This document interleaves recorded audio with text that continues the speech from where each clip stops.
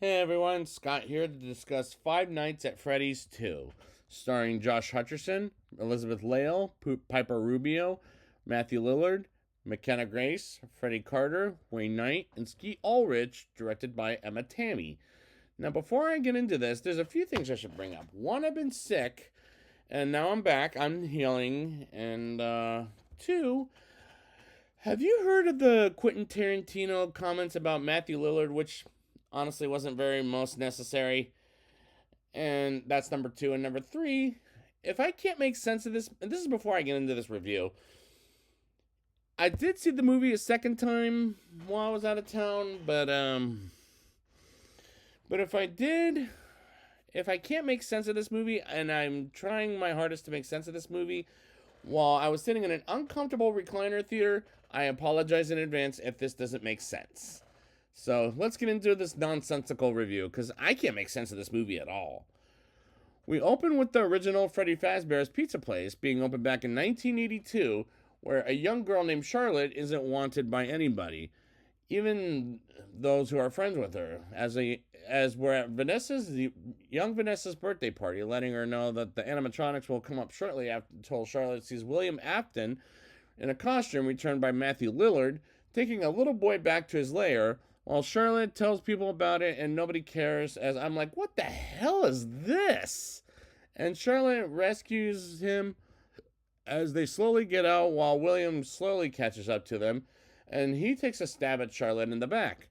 And Charlotte dies from there, but she gets picked up by a marionette, and she'll be alive in spirit, which will lead to the plot of the movie, as Charlotte will get blamed for the closing of the Freddy's Pizza place.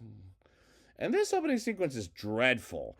And we move on to an opening credits to 20 years later, as it's been a year since the events of the first movie. And something I failed to bring up: the first movie takes place in the year 2001, so it's been a year. So it's been a year since the events of this movie takes place, and right now we're taking place in 2002. And Mike Schmidt, returned by Josh Hutcherson, has a new job at painting a house with Jeremiah, with taking care of his 11-year-old sister Abby, returned by Piper Rubio, while adult Vanessa, returned by Elizabeth Lail, dreams of Charlotte from 20 years ago, and how much of her father is a monster. And she gets a call from Mike, and she can't seem to catch a break, and their chemistry has fallen flat since the last movie. And the characters come off rather unlikable, in my opinion. And yes, I did review the first movie. It was like a couple years back. The whole town celebrates Freddy's Pizza existence, even Abby's school, while Abby brings it up all the freaking time. And she says Mike is taking a while to fix them, and at one point during class, Abby's evil teacher, Mr. Berg, played by Newman from Seinfeld, Wayne Knight, wants everyone in the at the science fair, while he signs Abby off the science fair and treats her badly. Well, this guy is treating people like a dick, he is. And someone in his classroom says she can fix them herself. And nighttime comes and Mike goes on a date with Vanessa, as she brings up Freddy, Bonnie, and Chica as her real friends, and tries to cheer her up as she turns on the TV to some paranormal investigators led by Lisa, played by McKenna Grace, as she's having a year thus far, going on the date with Vanessa, and he brings up how much Abby misses her animatronic friends. And the dialogue written is laughable throughout, while the shots look a bit stale.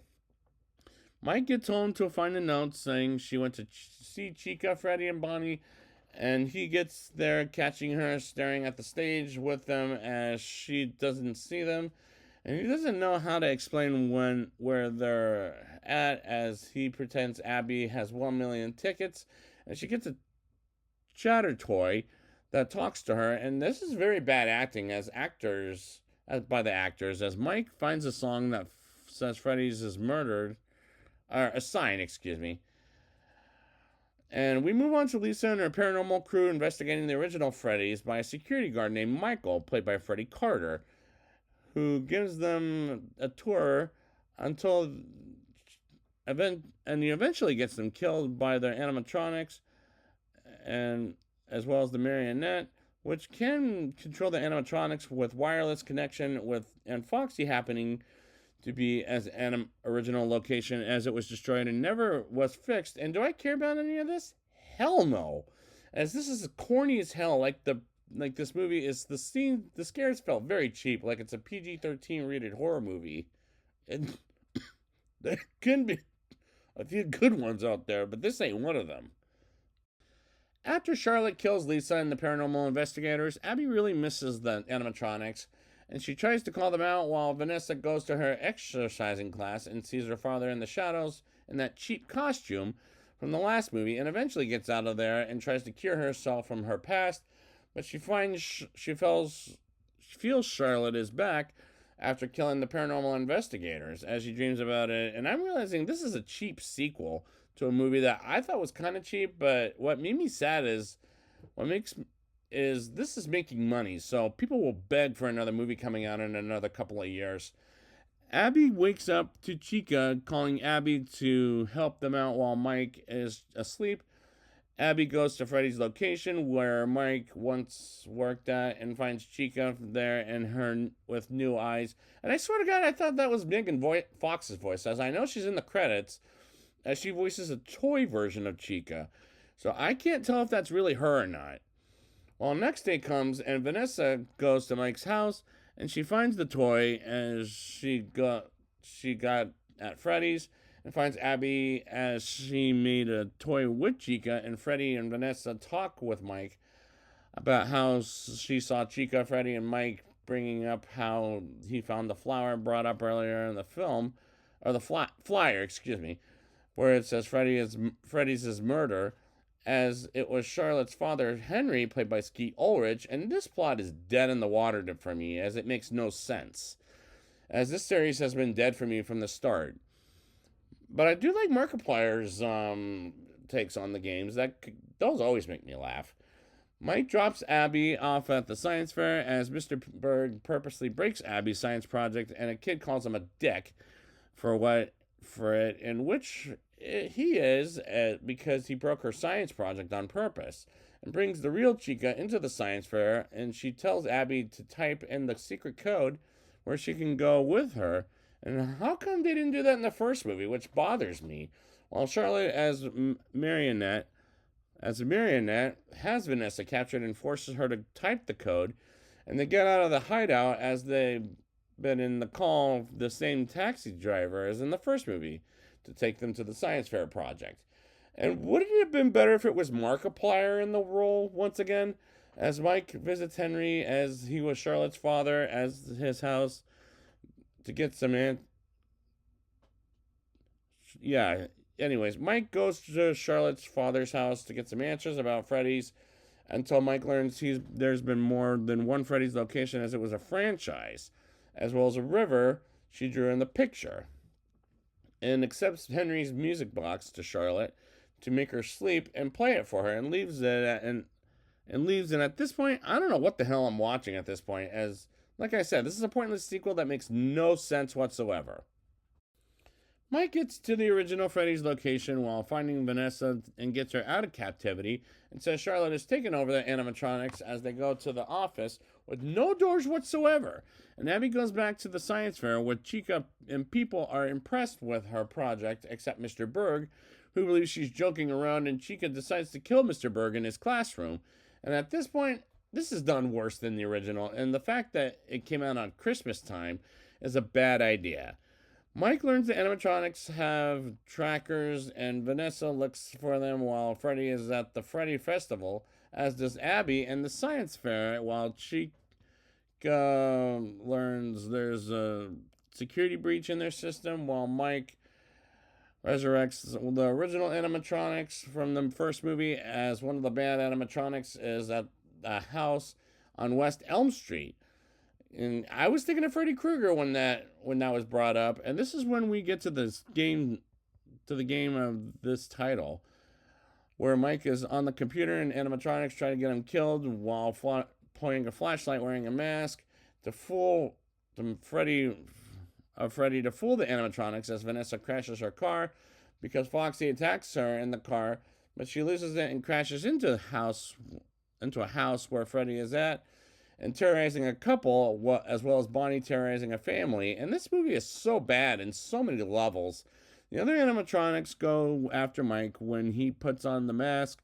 One doesn't see him as a human, when another one, Foxy, knows it's him under the mask and deactivates the wireless animatronics from killing people until one of them, which happens to be the marionette, and is at his house to kill Abby as it's in Chica, and the animatronics are reactivated.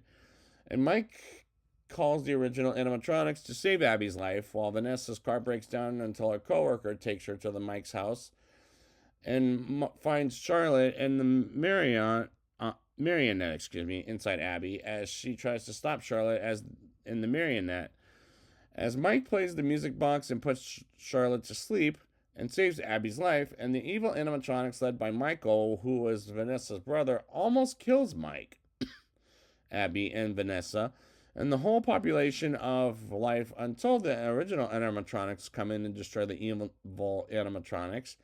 And Vanessa's coworkers stop Michael from succeeding, and a kid they have to go to heaven says they have to go to heaven, and as it all ends with Mike telling Vanessa to stay away from him and Abby, as she is upset with until Charlotte, as the marionette, attaches herself to Vanessa, and credits roll to a mid-credits scene where some robbers search for valuable items and they find William's corpse, still wearing the costume from the first movie, and activates the after the credits voice of Henry telling Mike he and William were former business partners and warns him about the marionette, and it abruptly ends. And I can't believe they're doing a part 3, and I get why after this ending, but this climax was ultimately a drag because it sucks. But does this movie suck? Let's talk about it. I'll give this movie a 3.0 out of 10. I gave a weak non-recommendation to the first movie, while it's getting worse by this point, as this opening sequence was dreadful. While this time I don't like the characters as much as the last time, as they come off very unlikable, and the chemistry between Mike and Vanessa just fell flat. And the dialogue written here is laughable throughout, while the shots looked very stale. And this is a very bad acting by the actors, in my opinion. I don't care for this movie, as it's corny as hell, and the dances felt very cheap, or the scares felt very cheap, as it felt very PG-13. And this is a PG-13 rated horror movie. Like most of them usually suck, like this movie does. But there are better horror movies out with that rating out there. But this series ain't one of them. I didn't get what the hell I was watching after watching this both times, and I realized this concept is cheap, like it was the first time. And I should say, stick with the games. But as sad as it sounds to me, people are giving this movie their money like they did the first movie based on the ending. This will get a part 3, which makes matters worse in my mind. The plot is dead in the water for me, as this series has been dead to me since it first existed.